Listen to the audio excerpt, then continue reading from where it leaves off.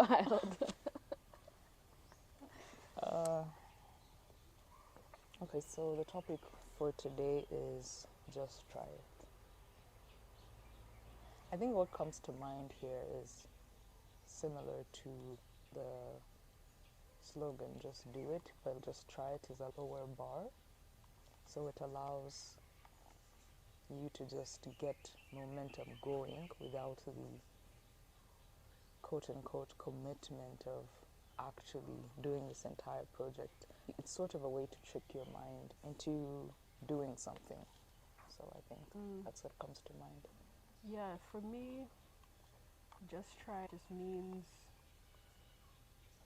trying something even though you don't know what the outcome will be, because you never know what might lead you to the thing that you've been, or what might lead you to the ultimate activity that you're supposed to, I guess, your purpose. So it's important to just try different things, because I guess you don't know what might lead you there. Um, yeah. Yeah, that's a good point. When you said that, what came to mind is that a lot of times I build something up in my head and I make it this difficult thing. And when I try it, when I just try it, I realize it actually wasn't as hard as I thought it was going to be. Mm-hmm. So I think that for me, just try it has a connotation of starting before you're ready. You know that quote about just start before Mm. you're ready. I think trying it, for me at least, relieves the pressure. But I've also heard recently, I was listening to this YouTube video and I heard this influencer talking about how he doesn't use the word try in his vocabulary anymore because try, like he just says, I'm going to do it, because for him, doing implies a high level of commitment and he doesn't want to kind of train his brain to be Interesting. indecisive. So if he decides on something, then it's a decision. It's not, oh, I'm trying to do it. And I see that point and I get it. And I agree to some degree with him that maybe it's a good idea to just train your brain to just do it. I haven't done that myself, so I don't really know what is more effective, but I know that for me, especially when things feel scary or new or Mm-hmm. there's a lot of change or whatever, Mm-hmm. I don't want to freak my brain out. Mm. So, Yeah, I yeah. think just try it takes the pressure off of things, because if you're saying just do it, even though I love that quote, I Mm, think maybe just try it is like you don't have to, like, there's no pressure for it to be successful. You just have to try. mm, Because I think, like, some people, if they see something as just try it, they feel like, oh my gosh, they feel obliged. This must be successful. I must succeed. just try it. There's no other, yeah, no, just do it. Oh, okay. Yeah, yeah. There's Mm, no other way other than this succeeding, and they put expectations. However, just try it. It takes off the pressure. It's something that you do regardless of if it's successful, just try it. mm. So, Yeah, I like that. I like that. I think that maybe it's a combination of both. At first, I just try it, and then I decide whether it's something I want to do or not. If I decide it's something I want to do, then I just do it. Like my mentality mm, changes there. So I think that maybe it's a combination of both, because if you don't try something, you won't know whether you want to do it or not, or yeah, you want to commit to it or not. yeah, If we are implying that the phrase just do it implies commitment, it could yeah. also just mean just act on something. Mm, It doesn't it necessarily doesn't have mean to mean commitment. commitment also. Mm. So maybe it depends on how you define it. Yeah, I definitely prefer just do it, because I feel like I'm not just saying this because that's what Nike says. Okay, even though I'm aware that's their slogan. I've always loved the idea of just doing something, because I think in our heads we make things much bigger than they actually are. Mm, Like, we think of things in, like, we make it seem like it's such a big task, like it's so difficult and it's something that's so hard. I've done this before. I've procrastinated in the past when I was in college doing work, like certain assignments. I would find that sometimes I would procrastinate on a certain assignment because in my head I had already decided that it was going to take a lot of time, it was going to be hard, it was going to be a lot of work. And because of that, I thought, okay, I'm going to procrastinate this until I have to do this. And then I do the actual assignment, right? And I'm like, wait, this was actually easier than I thought. Yeah. This took way less time than I thought. It was easier than I thought. Why didn't I just do this like a week ago? You know, I think we do that with a lot of things, especially when we think of things as large or difficult in our brains. It becomes hard to really focus on doing the task without making it this huge, you know. Yeah. Yeah. I can definitely relate to that in college. And I think that what are those birds?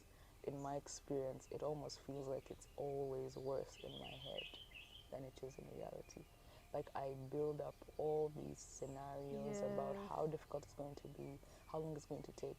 Like I just don't want to do this, etc, etc, etc. Instead of asking myself like the deeper question, well, if I don't want to do this, why am I doing it? Maybe there's another activity I could be doing. Or asking myself, okay, so if I choose to do it, because every decision is a choice, whether we think about it or not, we are still choosing.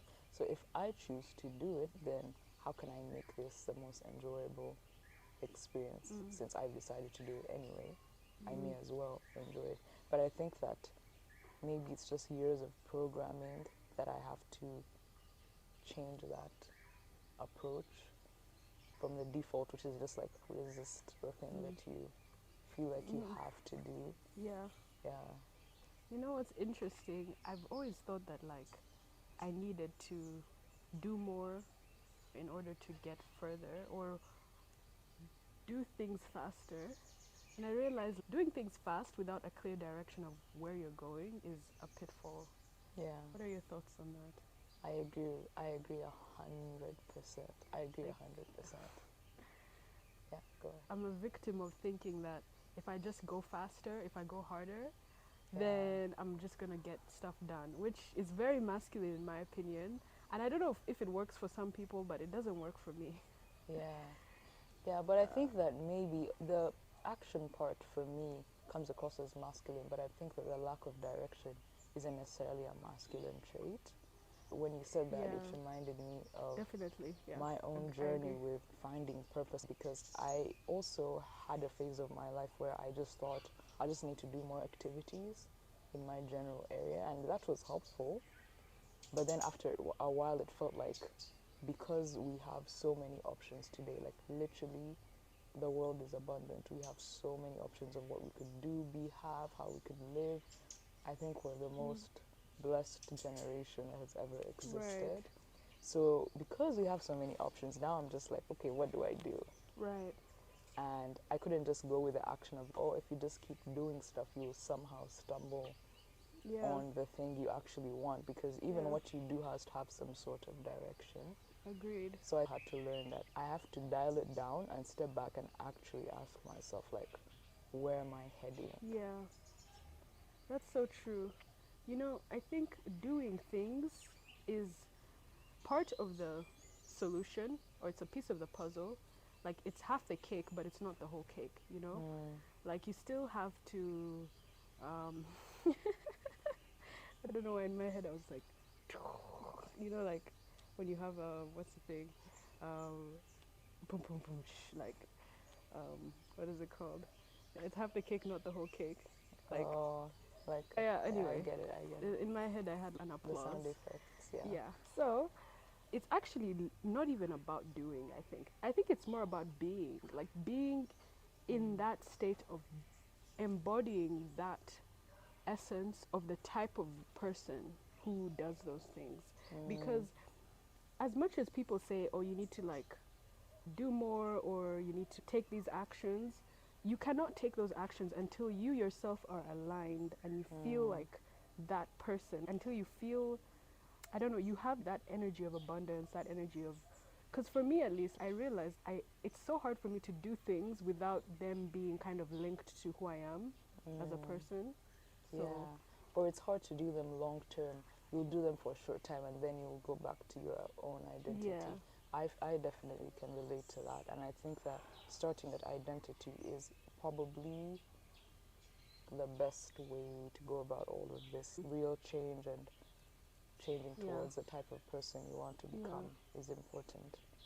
I agree because okay, I definitely agree because there's also like the idea of like you need to change your mindset and your beliefs to become or to do those things. But I don't even think it's about your mindset because a lot of okay self-help it says oh your thoughts are what create your actions. They say oh it's happening in your mind. You just need to focus on improving your mind. But no one talks about emotions. I feel like emotions are way more powerful than any thoughts. Like I think emotions beat logic in a lot of things. Like I'm not saying that you should follow your emotions on every decision you make because I think it's better to be logical, but I also think it's important to recognize how emotions have an effect on us.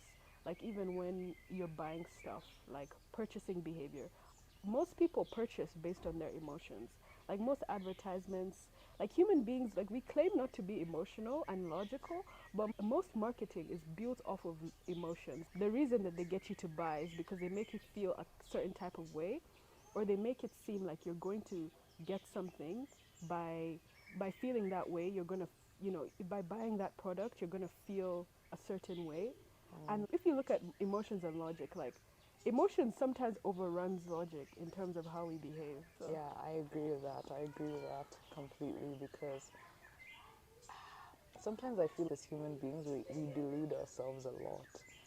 Because, yes, I think that we've had a lot of success with different advancements created by logic, so the scientific method, and all that. And it's really important. It's a really important part of what has helped us progress as human yeah, beings. But I feel like we are very, very irrational. Like, we can be very irrational. yeah, A lot of the decisions that we make are based, like you said, on feelings. Think about it, every single thing, every single goal that we have is really about a feeling that we want to experience. exactly. Like every We're goal. motivated by, oh, I hope when I get there, I'll feel this way. Yeah, even the relationships you have with people, it's because you feel a certain type of way with them. Or let's say you want to make a lot That's of so true. money, it's That's because so true. you feel that you Mm. might get something, a sense of freedom, a feeling of ease, a feeling of security, a feeling of Mm. abundance, whatever. Mm. Or even if we say work, let's say you work at something that you love, it's because Mm. you want to feel a sense of achievement or you want to feel Mm. a sense of purpose. Like, everything comes back to Mm. feeling, I think. Yeah, Unless, I I mean, do you think agree. there's anything else? Like, I I can't agree because think of anything else that I is not agree. related to feeling. I agree. I mean, there are people who, okay, I definitely think the pitfall we fall into, okay, I can only speak for myself, is at least for me, there's this idea that, oh, once I get there, I'll feel this way. Yeah, There's yeah, always this thing that, like, oh, I don't feel like that because I don't have these things. But once I have yeah, these things, I'll feel that way. But it's yeah, actually a lie, yeah. because I was in Hawaii, like, sad, Mm, upset, because it's like you're in Hawaii, you should be having the best time ever, and you're like upset and sad. Like yeah, you'd think that by being in Hawaii, that would cure all your depression, yeah. but it doesn't. So it made me realize, hey, it's actually a scam. Yeah, yeah, I agree Yeah. 100%. I think that I can definitely relate to that, and what you're saying is so true. We have this conditional, it's almost like a default setting in our brains where a certain state of being is attached to a condition. So if Mm, X happens, then Y yeah. happens. If X happens, then Y happens. Yeah. I don't know if that's just like a function of rationality, Yeah. or I'm not really sure why That's that so true. mechanism exists, but it feels as though even when it comes to our happiness or our goals, we keep thinking that if something happens, then I'll feel this. But if you think about it, what we are guaranteed of only, like only, Yeah. is this moment. Like, there's no other guarantee because we have Right. no control over the future, and we can't go back to the past. Like, literally, time is this particular moment. I've spent so much time Living in the future ruminating, or in the living the past. future, planning Yeah. for future events to make me happy, like all this stuff. And factually, I only have this moment. but somehow my brain skips over that and just jumps Yeah. to everything else. So I don't You know. think It's that a weird perhaps it's default. yeah. I was just gonna say maybe what we need to do is okay when we're making decisions. Perhaps think about your current. Okay, I'm gonna call it your current future and your future future. Make a decision that will. What's the difference? So your current future is what you're about to do right now, the decision you're Oh, about to okay. take, and your future is like what you would like to have in the future or be or do in the future. And so a good test perhaps is to maybe ask yourself, am I doing something for my current future?